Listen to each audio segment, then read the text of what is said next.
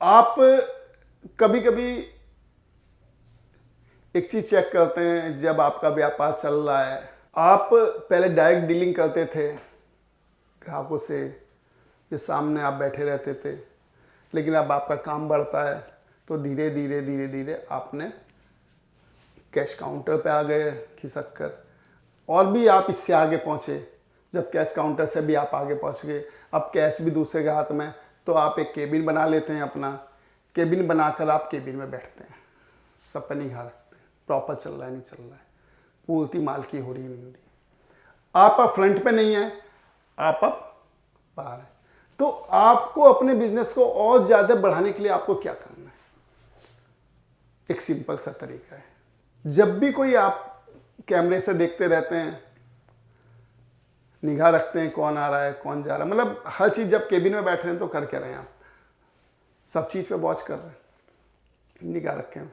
तो अपने केबिन में आप जब निगाह देखते हैं कि ये मेरा पुराना ग्राहक है, मुझसे पहले आके मिलता है, आप स्पेशल रैंडमली या कोई भी पुराने परिचित को आप अपने केबिन में बुलाओ, एक कप कॉफ़ी ऑफ़र करो, चाय ऑफ़र करो, तो उसे बड़ी खुशी होगी। वीआईपी ट्रीटमेंट लगेगा उसे, उस ग्राहक को वीआईपी ट्रीटमेंट लगेगा। आपने उसको कोई रेट कम नहीं किए, आपने कोई उसे एक्स्ट्रा सुविधा नहीं दी, लेकिन उसे एक वीआईपी ट्रीटमेंट दिया है कि जो पहले भाई साहब के साथ डायरेक्ट कभी कभी ग्राहक जो हमारे थे, उन्हें अगर आज आप केबिन में बैठा के चाय सर्व कर रहे हैं इतने ऊंचाई पे पहुंचने के बाद भी, तो उसे लगेगा कि मुझे भाई साहब भूले नहीं। वो अपने 4 दोस्तों को बताएंगे घर जाकर या इधर कि मैं भाई से साथ चाय पी के आया हूँ, मैं भाई से साथ एक कॉफ़ी पी के आया हूँ, उसे बड़ा अच्छा लगा। तो रैंडमली आप हर दूसरे दिन, हर रोजाना किसी भी एक व्यक्ति को आप चूज करो और अपने साथ एक चाय कॉफ़ी का ऑफर करो उसे, तो उसे बड़ा अच्छा लगेगा। और आप देखोगे कुछ समय बाद ही आपके व्यापार में 4 गुना ग्राहक बढ़ गए, ऑटोमेटिक 4 गुना व्यापार बढ़ गया। कोई पैसे की कमी नहीं देखता। आप समझते हैं कि आप पैसा कम करके ग्राहकों को ज़्यादा बुला सकते हैं, ऐसा नहीं है। हर जगह की एक अपनी क्लाइंटेज है। जब आप इस स्टेज पे आ जाते हैं, फिर वहाँ पर लोग भी पैसा नहीं देखते, वहाँ अपनी रेस्पेक्ट देखते हैं। आपका व्यवहार, आपके कर्मचारी के व्यवहार, वो सब काउंट होता है, और कीमतें उसी चीज़ की काउंट होती हैं। जो चाय आप 50 रुपये की आप होटल में जाके या किसी रेस्टोरेंट में जाके ले लेते हैं, वही चाय बाहर 10 रुपये की मिल जाती है। वही चाय उससे बड़े होटल में 500 रुपये तक आ जाती है। क्या है वो? सब उनकी रेस्पेक्ट है, ग्राहकों की वीआईपी ट्रीटमेंट है। आप अपने ग्राहक को स्पेशल ट्रीटमेंट दोगे तो आपका व्यापार 4 गुना बढ़ जाएगा। उन सब कर्मचारियों को भी सही जगह खड़े करना है, उन सबको बैलेंसिंग करना है, 5 तत्वों के हिसाब से अपने शोरूम को बैलेंस करना है, अपनी फैक्ट्री को बैलेंस करना है, अपने ऑफिस को सही जगह बैठाना है। जब भी आप क्लैरिटी सही दे पाओगे।